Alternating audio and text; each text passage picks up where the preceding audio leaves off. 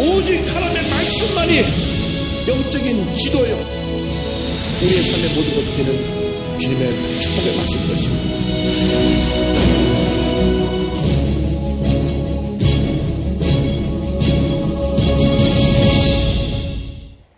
오늘은 사무엘상 19장을 공부합니다. 사울을 피하여 도망가는 다윗에 대한 말씀을 함께 공부합니다. 하나님이 함께 하시면 그 누구도 그를 대적할 사람이 없습니다. 하나님이 높이시면 그 누구를 낮출 수가 없습니다. 그러나 하나님이 버리시면 그 누구도 그를 세울 수가 없습니다. 여러분 인생 살아가는 동안 절대로 하나님 앞에서 버린 자가 되지 않게 되기를 바랍니다. 하나님 앞에 귀하게 쓰임받는 자가 되기를 바랍니다. 특별히 여러분의 자녀들이 하나님의 사람으로 평생 귀하게 쓰임받게 되기를 바랍니다. 그래서 우리가 기도를 많이 해야 됩니다.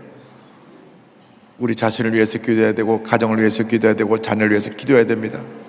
기도하고 또 기도하고 기도하고 또 기도하면 주님이 우리의 기도를 귀 기울여 들으시고 응답하시고 기적을 베풀어 주시는 것입니다. 하나님께서 다윗에게 기름을 부으셨는데 그 순간부터 모든 것이 잘 된 것이 아니라 그에게 많은 시련과 어려움이 다가왔습니다. 골리앗을 넘어뜨리고 난 다음 사울 왕이 얼마나 다윗을 미워했는지, 사위를 삼고 나서도 다윗을 죽이려 했습니다. 그런데 사울 왕의 아들인 요나단은 다윗을 너무나 사랑했습니다. 하나님의 사람을 알았기 때문에 하나님의 사람은 하나님의 사람을 알아보는 것입니다. 우리들이 사람을 잘 못 알아보기 때문에 늘 실수하고 무너지는 것입니다.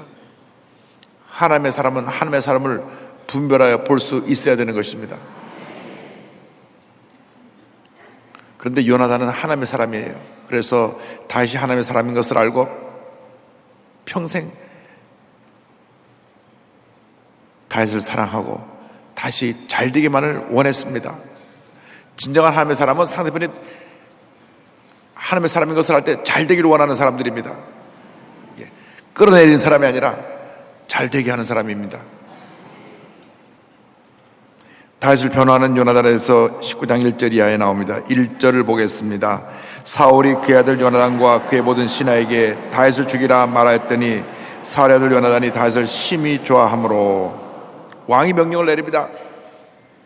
다윗을 죽여버려라. 내 눈앞에 이 다윗이 얼쩡거리고 내가 분통 터져서 못 보겠다. 내가 사람들이 다윗만 가면 박수를 치고 그냥 하고 쳐다보고 있으니 이 왕이 내 위신이 떨어져서 안 되겠다. 이 권력은 그런 겁니다. 그 정점에 올라간 다음에는 그 누구도 그 자리에 발을 디뎌 놓는 걸 원하지 않는 것입니다. 모든 관심이 다 자기에게 와야 되는데 다윗에게 가니까 미움과 시기와 질투와 분노로 잠을 자지 못했어요. 그래서 명령합니다. 죽여버려라. 2절 3절입니다. 이제 요나단이 다윗에게 말합니다. 그가 다윗에게 말하여 이르되 내 아버지 사울이 너를 죽이기를 꾀하시느니라. 그러므로 이제 천원이 아침에 조심하여 은밀한 곳에 숨어 있으라. 내가 나가서 내가 있는 뜰에서 내 아버지 곁에 서서 내를 내 아버지와 말하다가 무엇을 보면 내게 알려주리라 하고, 이제 집에 있다가는 사울의 신하가 와서 붙잡아 그를 죽일 테니까 가서 빨리 얘기해 줍니다. 빨리 아침 일찍 일어나서 좀 숨어 있어라. 그럼 내가 돌아가는 상황을 보고 너에게 어떻게 해야 될 것을 알려주겠다. 그리고 사랑에게 가서는 그 다윗을 변호합니다. 4절입니다. 요나단이 그의 아버지 사울에게 다윗을 칭찬하여 이르되 원하건대 왕은 신하 다윗에게 범죄하지 마옵소서. 그는 왕께 득죄하지 아니하였고 그가 왕께 행한 일은 심히 선함이니이다. 왕이 죽이라고 명령을 내렸는데 명령을 내렸으면 이미 마침표를 찍은 것인데 그 아들 요나단이 왕이여 명령을 거두시옵소서. 왜 왕께서 왕의 신하에게 범죄하려 하시나이까? 그는 충신이 아닙니까? 왜 그 충성스러운 다윗을 죽이려 하십니까? 사실 권력자 앞에서 바른 소리 하기는 쉽지 않습니다. 감히 말을 못하는 것입니다. 감히 권력자 앞에서 절대 아니 되옵니다. 그 말을 못하는 거예요. 그런데 이 요나단은 왕이여 그러시면 안 됩니다. 담대하게 말했습니다. 그래서 믿는 사람에게 필요한 것이 한 부분이 은혜에 대한 감사와 잘못에 대한 담대함으로 잘못을 지적하고 물리치는 것이 동시에 필요합니다. 은혜와 율법이 같이 가야 됩니다. 그러나 은혜가 앞서고 율법이 따라가는 것이지 율법이 앞서고 은혜가 따라가면 그 다음에 또 교회 내 큰 어려움이 생깁니다. 그래서 은혜로 가되 율법적으로 바로잡을 건 바로잡아야 된다. 그 말씀입니다. 5절 다 같이 보겠습니다. 그가 자기 생명을 아끼지 아니하고 블레 사람을 죽였고 야훼께서는 온 이스라엘을 위하여 큰 구원을 이루셨으므로 왕이 이를 보고 기뻐하셨거늘 어찌 까닭 없이 다윗을 죽여 무지한 피를 흘려 범죄하려 하시나이까. 왕이여 통촉하여 주옵소서. 다윗이 이렇게 하나님을 기쁘시게 하고 당신께서도 너무나 이 전쟁에 승리해서 기뻐하셨거늘 어찌 그를 죽이려 하시나이까. 아들이 간곡하게 말하는 말에 그 아버지가 감동을 받았어요. 바른 소리를 하면 그 사람이 들을 때는 마음이 불편하지만 돌아서는 그 말을 새겨 듣고 감사하는 것입니다. 그래서 우리는 기도를 많이 하고 담대함을 가지고 잘못된 것은 바로 잡는 그런 용기가 필요합니다. 어쨌든 사울 왕이 좀 성격이 급하고 막 창을 막 던지고 성질내고 하는 그런 왕이었음에도 불구하고 요나단의 말을 듣고 그 다음 보세요. 6절에 사울이 요나단의 말을 듣고 맹세하되 야훼께서 살아 계심을 두고 맹세하거니와 그가 죽임을 당하지 아니하리라. 그 말을 듣는 순간 내가 맹세하는데 하나님의 앞에 맹세하는데 내가 다시 죽이지 않겠다. 그 다음에는 다시 좀 있다가 다시 마음을 뒤집어져 갖고 죽이려고 하는 게 나옵니다만은 일단 그 순간에는 그렇게 답변을 했어요. 그래서 7절에 요나단이 다윗에게 그 얘기를 얘기해 줍니다. 요나단이 다윗을 불러 그 모든 일을 그에게 알리고 요나단이 그를 사울에게로 인도하니 그가 사울 앞에 전과 같이 있었더라. 이제 사울 왕이 요나단의 말을 듣고 다윗을 죽이지 않겠다고 약속을 했는데 다윗을 보는 순간 이거 저거 다시 또 마음속에 분노와 미움이 올라옵니다. 문제는 어디 있는지 아십니까? 내 자신에게 있습니다. 내가 변하지 않는 한 늘 모든 것이 다 문제가 되는 것입니다. 이 사람도 문제고 이 사람도 문제고 이 사람도 문제고 이 사람도 문제고 내가 변하지 않는 한 늘 모든 것이 상처가 되는 것입니다. 이것도 상처고 저것도 상처고 저것도 상처고 사랑이 변하지 않는 한 다윗은 늘 역적인 것입니다. 왜? 저 사람이 저 녀석이 노리는 것은 내 자리밖에 없다. 그렇게 다윗을 볼 때 오해하고 있었기 때문에 다윗에 대한 미움과 분노가 그치지 않았던 것입니다. 자, 그런데 하나님께서는 하나님의 사람 주변에 하나님의 사람들을 붙여놓으셨어요. 그래서 요나단도 하나님의 사람으로 다윗을 도왔고 사울 왕의 딸이 미갈도 다윗을 도왔고 많은 사람들이 다윗을 도왔습니다. 이제 전쟁이 나면 자꾸 다윗을 내보냅니다. 나가서 싸워서 거기서 전쟁에서 죽게 하려고. 그러나 나가서 싸울 때마다 백전백승입니다. 8절이요. 전쟁이 다시 있으므로 다윗이 나가서 블레 사람들과 싸워 그들을 크게 쳐 죽임에 그들이 그 앞에서 도망하니라. 또 승리하고 돌아오니까 다윗에 대해서 이 사울 왕이 불안과 두려움과 분노가 가득했어요. 그래서 악령이 사울을 잡았다. 우리가 성령 충만하지 않으면 악령에게 사로잡힐 수가 있습니다. 악령은 악한 생각을 집어넣습니다. 그래서 악한 영에 사로잡히면 악한 영에 끌려서 분노하고 폭력을 휘두르고 사기치고 남을 해치고 그런 일을 하는 것입니다. 보세요. 9절 10절 보겠습니다. 사울이 손에 단창을 가지고 그의 집에 앉았을 때 야훼께서 부리시는 악령이 사울에게 접하였으므로 다윗이 손으로 수금을 탈 때 사울이 단창으로 다윗을 벽에 박으려 하였으나 그는 사울의 앞을 피하고 사울의 창은 벽에 박힌지라 다윗이 그 밤에 도피하매. 이제는 얼마나 악한 영이 사로잡았는지, 옛날에는 이 수금을 타면서 찬양을 부르면 쫓겨나갔는데 이제는 그 소리가 안 들렸어요. 찬양을 하니까 그냥 더 발작을 해서 창을 집어던집니다. 다윗이 창을 피하고 도망을 갑니다. 악령이 사로잡히면 남의 말이 안 들립니다. 찬양이 안 들립니다. 그래서 예배가 중요한 것은 예배 때마다 내게는 이 잘못된 흑암의 세력이 떠나가는 겁니다. 찬양을 부를 때 떠나가고, 기도할 때 떠나가고, 말씀 들을 때 떠나가는 것입니다. 그래서 예배를 한 번 드리는 사람보다 두 번 드리는 사람이 더 복되고, 두 번 드리는 사람보다 세 번 드리는 사람이 더 복되고, 세 번 드리는 사람보다 네 번 드리는 사람이 더 복된 것입니다. 왜? 예배를 통해서 하나님의 치료의 역사가 임하기 때문에, 귀신이 쫓겨나가기 때문에, 문제 해결되기 때문에. 그래서 시험 드는 사람들의 제일 첫 번째 증상은 뭐냐? 예배 드리기 싫은 겁니다.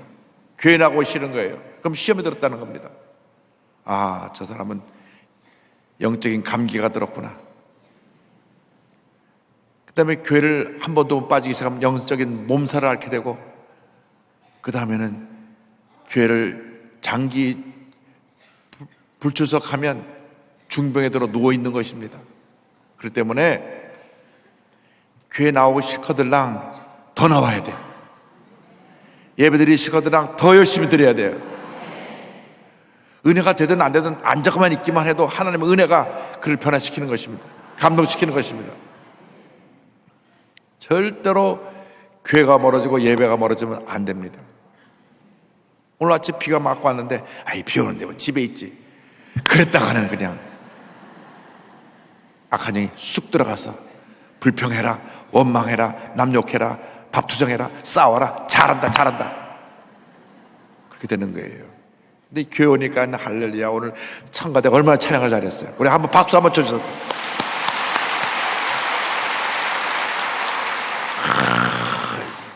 여호와는 위대하다 찬양을 부르고, 또 우리가 와서도 기도하고 또 말씀 듣고, 할렐루야.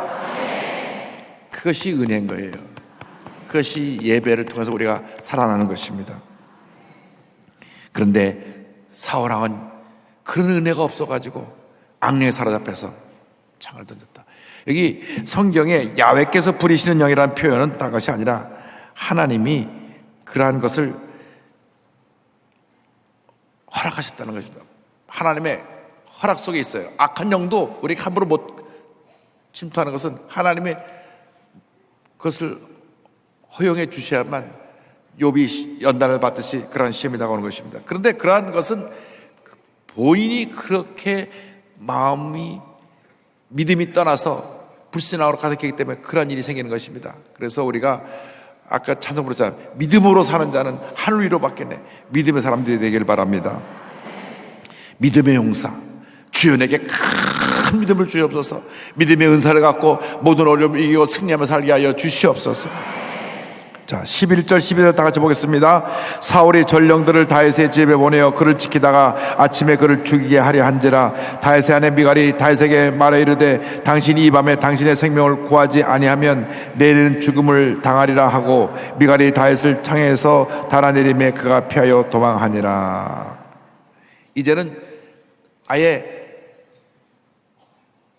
군인들을 보내가지고, 군사들을 보내가지고 그 사울왕의 군인들이 다윗 집 앞에 있다가 새벽에 들어가서 그를 끌어내서 죽이기로 그렇게 다 명령을 받고 저들이 와서 이제 날이 새기만을 기다립니다. 그때 미갈이 이것을 알고 창으로 다윗을 피전을 시킵니다.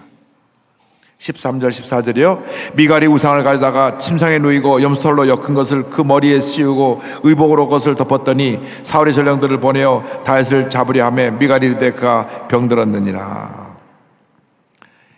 이제 다윗을 도망가게 하고 난 다음 그 침대에다가 우상을 갖다 뉘우고 그 사람이 자고 있는 것처럼 이렇게 꾸몄습니다. 이 우상은 그 드라빔 같은 것인데 야곱의 아내 라헬이 자기 집에서 나올 때 드라빔을 갖고 나왔거든요. 드라빔은 뭐냐면 그 집에 집을 지켜주는 수호신 같은 것, 그 집의 주권을 가진 주인을 의미하는 그러한 것을 만들어 갖고 있었습니다. 사실은 이런 것을 갖고 있으면 안 되는데 그 당시는 많이 그런 것들을 갖고 있었던 것 같아요. 꼭 그것을 섬긴다기보다는 그것을 위안으로 삼고 이것이 나를 지켜준다 하는 그러한 생각을 했던 것 같아요. 그런 우상이 하나 있어가지고 요즘 말하면 큰 인형을 갖다가 뉘어놓고 그 가발을 씌우고 옷을 입혀서 뉘어놓은 겁니다. 그래서 군인들이 사울왕께서 다윗을 데려오라 합니다. 지금 아파서 누웠어요. 못 나갑니다. 그래서 15절에 사울이 다시 명령합니다. 다 같이요.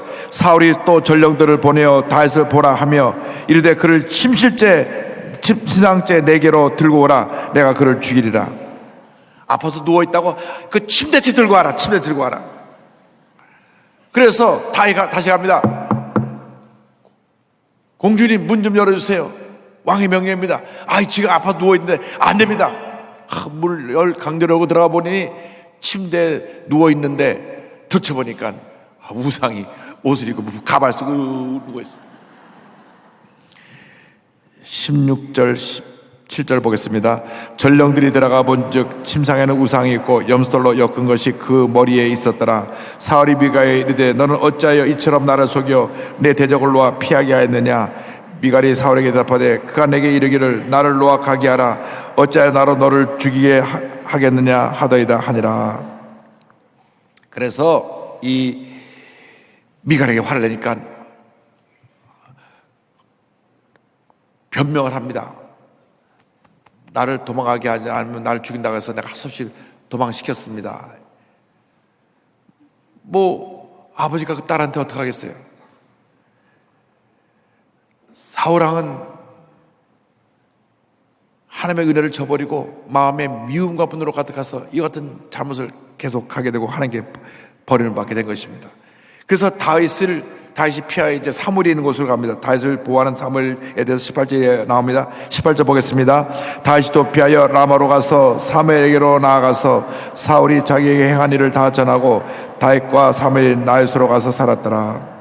사무엘 선자가 있는 곳에 가서 제가 이와 같은 어려움으로 여기까지 피신해 왔습니다. 그래서 사무엘 밑에서 영적으로 지도를 받으면서 그가 하나님과 더 가까워지게 된 것입니다. 우리는 늘 하나님의 사람과 가까워져야 합니다. 세상 사람과 가까워지면 세상 것을 배우지만 하나님 사람과 가까워지면 하나님의 은혜를 우리가 얻게 되는 것입니다. 하나님의 사람들은 얘기를 해도 뭔가 은혜로운 얘기를 합니다. 세상 사람들은 얘기를 해도 뭔가 속된 얘기만 합니다.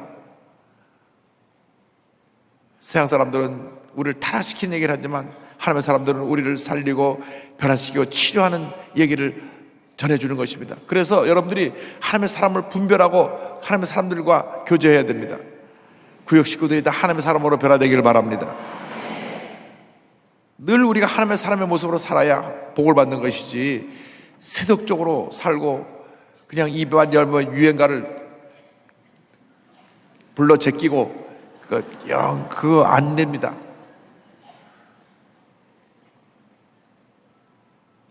목사님 좀 봐주세요.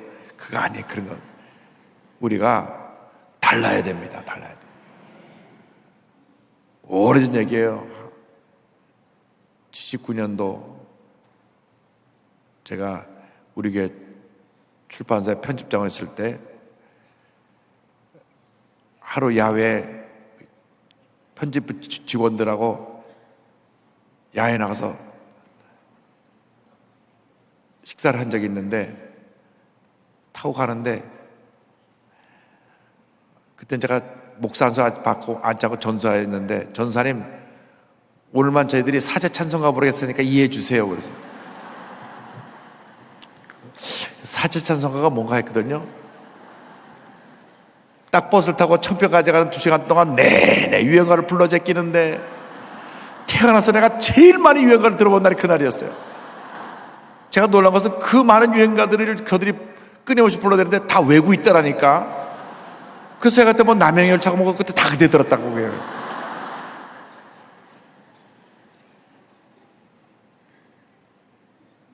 그래서 제가 그날 갔다 오고 나서 마음이 영 불편했어요. 어떻게 저 많은 유행가들을 그렇게 입만 열면 착착착 입이 맞아갖고 10대 명이 그냥 따라 부르는데 저렇게 찬송가를 외고 있는가? 찬송가 1절부터 4절까지 다 부르는 곡 몇 곡이나 됐어요. 한 번씩 다 불러 세워서 시켜보고 싶지만 시간상 생략하겠습니다. 찬송가 1, 2, 3절도 잘못해갖고 1절 중간쯤으로 다 버벅거리는데 이게 자막이 나와야만 따라가는데 어떻게 유행가냐. 아이고 참. 근데 웃는 분 중에 뜨끔한 분들이 있어요. 왜냐? 구역장들이 어디 야외에 나간다 하면서도 유행가 불렀거든. 내가 다 알아요, 다 알아요. 앞으로 우리 야외에 나갈 때는 복음성가 좀 흥겨운 복음성가를 많이 부를 일이지 남행열차 그런 거 부르지 말라고 해. 또 이 말 듣고 그 무슨 노래가 또 찾아서 듣지 말지고. 자 19절 20절이요.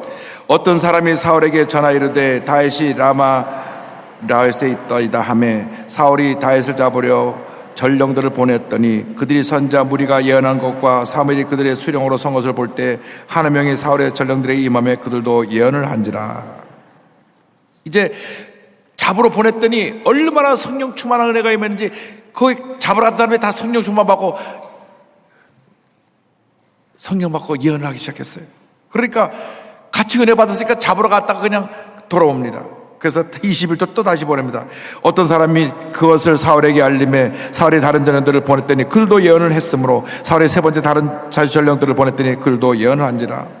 두 번째 보내도 세 번째 보내도 다 성령 받고 예언을 하니까 다윗을 잡아올 수가 없었어요. 그래서 이 못된 녀석들 내가 직접 가서 그를 잡아서 능지추첨하리라 하고 갑니다. 22절 23절이요.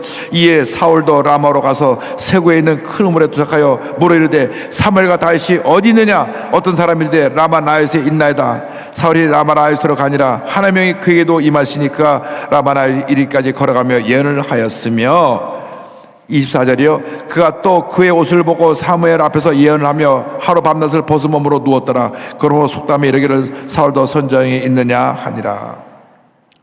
얼마나 성령이 강하게 임했든지 사울이 다시 잡아 죽이러 갔다 자기도 성령을 받고 나서 막 예언을 하고 막 얼마나 성령이 충만해서 몸이 뜨거운지 뭐 옷을 다 벗었겠어요. 왕이 그 창피한 것도 모르고 몸이 얼마나 사람 자꾸 옷을 벗게 돼 있는데 그래도 가릴 건 가려야 지금 보니까 다 벗었다 그랬어요. 에이 참. 뭐 이상한 상상하고 웃지 마세요. 네. 하나님 앞에서 제일 중요한 것이 하나님의 인정을 받는 것입니다. 다윗은 하나님의 인정을 받은 사람이었고 사울은 하나님께 인정을 받지 못한 사람이었습니다. 그래서 길이 나눠진 것입니다. 오늘 우리가 말씀을 정리하면서 결심해야 됩니다. 내가 하나님이 인정하시는 다윗의 길을 갈 것이냐, 하나님이 인정하지 않으시는 자기 중심의 길을 가는 사울의 길을 갈 것인가. 선택은 여러분이 하는 것입니다. 하루도 여러 번 우리는 사울의 길로 갑니다. 내 욕심, 내 이기주의, 나의 강한 성격, 나의 잘못된 행동 가요. 사울의 길을 갑니다.